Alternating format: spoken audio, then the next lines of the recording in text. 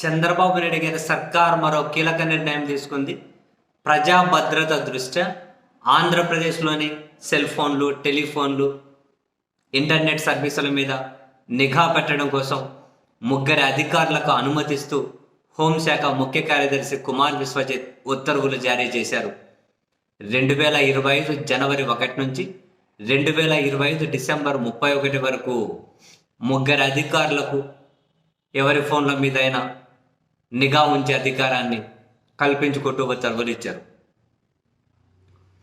ఆ ముగ్గురు అధికారుల్లో ఇంటెలిజెన్స్ డీజీ, లేకుంటే అదనపు డీజీ, కౌంటర్ ఇంటెలిజెన్సీ ఐజీ లేదా డీజీ, స్పెషల్ బ్రాంచ్ ఐజీ లేదా డీజీ. స్పెషల్ బ్రాంచ్ కౌంటర్ ఇంటెలిజెన్స్కి సంబంధించి అండ్ ఇంటెలిజెన్సీ, ఈ 3 విభాగాలకు సంబంధించి ఉన్నతాధికారులకు ఫోన్ల మీద, టెలిఫోన్ల మీద, ఇంటర్నెట్ సర్వీస్ వీటి మీద నిఘా పెట్టే విధంగా వాళ్ళకు అనుమతి ఇచ్చారు.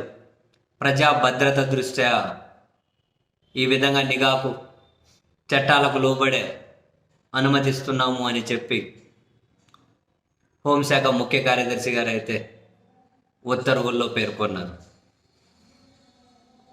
సో వీళ్ళు ఏ ఫోన్ల మీదైనా కనుక ముందస్తు అనుమతి తీసుకొని ఈ ముగ్గురు నిఘా పెట్టవచ్చు అని అయితే ఆ ఉత్తర్వుల్లో ఉంది. మరి హోంశాఖ ముఖ్య కార్యదర్శి నుండి ముందస్తు అనుమతి తీసుకొని ఫోన్ల మీద నిఘా ఉంచవచ్చు అని. బేసిక్గా ఇప్పుడు అధికారికంగా నిఘా ఉంచడం కదేమో కానీ అనధికారికంగా కూడా ప్రతి ఒక్కరి మీద నిఘా ఉంచేస్తున్నారు అని ఒక మన రాష్ట్రంలోనే కాదు, దేశవ్యాప్తంగా కూడా ఎప్పటి నుంచో జరుగుతున్నటువంటి చర్చే. ఎప్పటి నుంచో పాలకుల మీద, అధికార పార్టీల మీద ఆపోజిట్ వాళ్ళు చేస్తున్నటువంటి విమర్శలు,